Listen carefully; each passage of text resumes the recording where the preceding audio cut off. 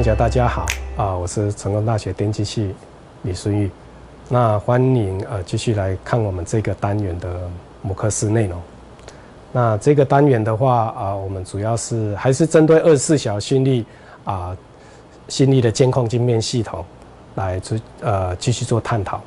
那这个在这个单元里面呢，我们主要是要介绍内部人工智慧的部分。那这个人工智慧在这里，我们主要是用卷积的神经网络来做分析。那当然，人工智慧还有很多啦，有用其他的这个 Supervised Machine 啊，或者 RNN 啊。那我们这个卷积主要是 CNN 的一个架构。那我们希望透过这个架构来了解它对这个心血管疾病的整个辨识的结果。好，那为了要考虑到我们在晶片系统制作的一个复杂度，所以我们这个隐藏层并没有用的很多。在这里我们主要用了2个隐藏层，所以资料进来的时候呢，会经过这个卷积的处理啦，或者这个激发函数啦，去做一些分析啦，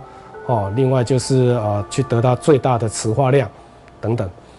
那经过2层的这个分析，那最后透过一个 Somax 的一个函数来把我们这个心率正常跟不正常把它辨识出来。那在这里面的话呢，详细的内容就如这个右手边这样子。那我们其实可以看得到，在我们进到神经网络的时候，还有一个很重要的一个处理的单元，它就是一个 ECG 的前处理。那你必须要确定你整个讯号的品质比如说你要把基线效益把它消除掉，你需要把杂讯先把它消除掉，那才不会造成你在神经网络训练的时候呢，辨识的时候呢无法辨识出来或者辨识错误。好，那在整个前处理的话，我们主要有3个动作第一个就是杂讯的滤除。那在这边的话呢，也是考虑到硬体的制作，所以主要是一个平均的一个滤波器，我们叫 Moving Average 的一个 field 来做处理。好，那第二个单元的第二个部分的话呢，主要就是这个 baseline 的一个处理，把这个基线拿掉的话呢，可以让医生容易判断说，那你整个 ECG 的交流讯号的品质的状况，比较能够提供医师去做判读。那最后我们要把资料送进这个卷积神经网络的时候呢，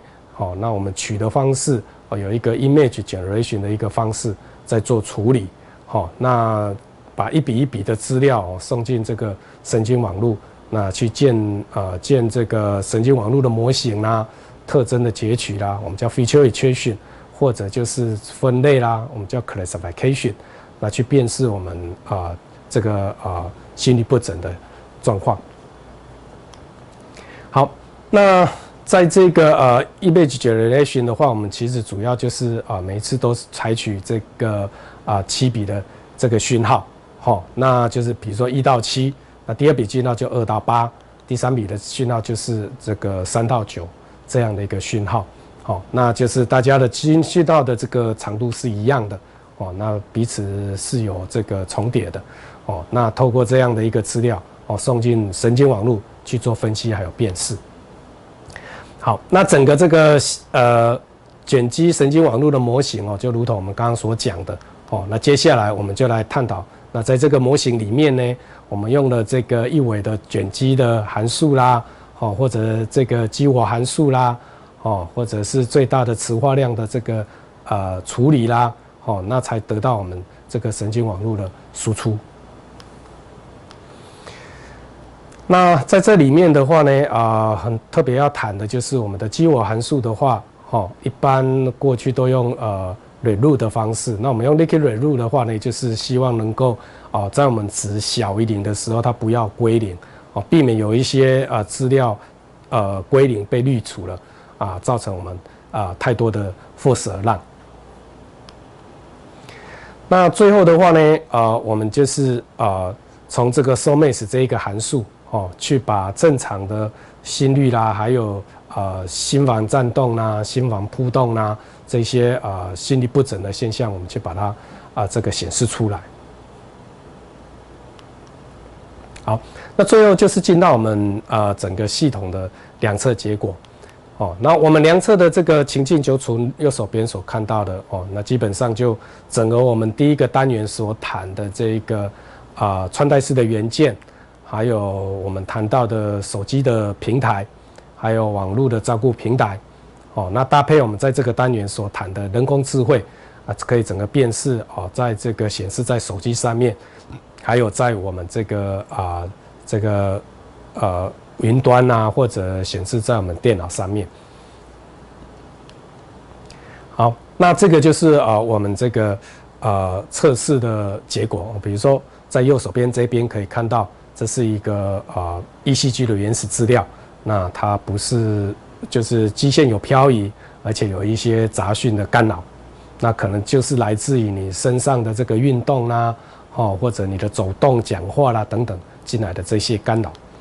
好，那我们就是透过这个杂讯的这个滤除啦，那基线漂移的这个滤除，那我们可以看到就是说这个讯号变得比较干净了，接下来再透过这个杂讯的滤除，基本上它这个PQRST 显示也比较清楚。那这个就是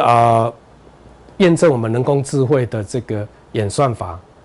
看它的整个辨识率到底是如何。那目前我们大概采用的就是说，像这个心房颤动啦、心房扑动啦，还有正常的这个讯号来做分析。那这里面基本上我们可以看到，就是说，它的准确度可以高到93% 以上。那我们去做这个预测啦，跟实际的我们这个标记啦，基本上它的误差是非常非常少的。那我们不但是用 MIT 的资料库，我们基本上在台南这边台南医院，我们已经做超过60个以上病人的这个临床的试验，所以我们本身有一些临床的资料库。那我们拿这个资料库，实际上把这个演算法应用在病人身上，看我们的整个辨识的辨识率到底是如何。那因为在实际的状况有很多未知的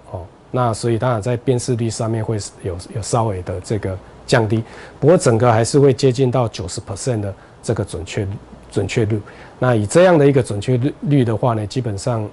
已经足够提供给医生做这个诊断的参考。那医生可以透过这样来辅助他，让他在诊断上面再提供病人更多的